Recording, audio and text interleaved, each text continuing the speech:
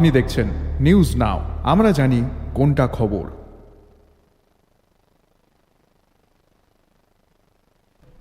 মুখ্যমন্ত্রীর বিরুদ্ধে সামাজিক মাধ্যমে অবমাননাকর মন্তব্য করার অভিযোগে দায়ের হওয়া মামলায় আদালতের নির্দেশে অবশেষে পশ্চিম আগরতলা থানায় আত্মসমর্পণ করলেন কংগ্রেস নেতা শাহজাহান ইসলাম।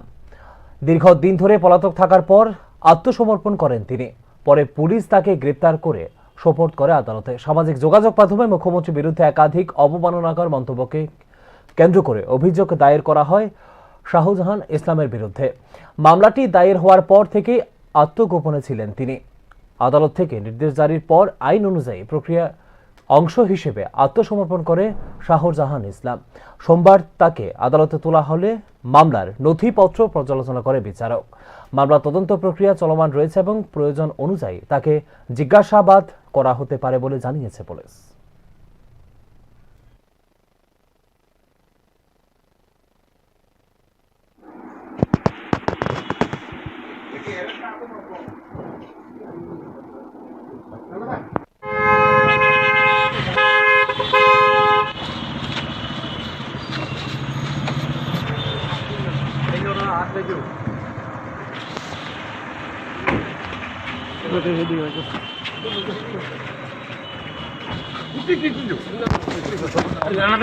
ঠিক আছে, আমার রুমে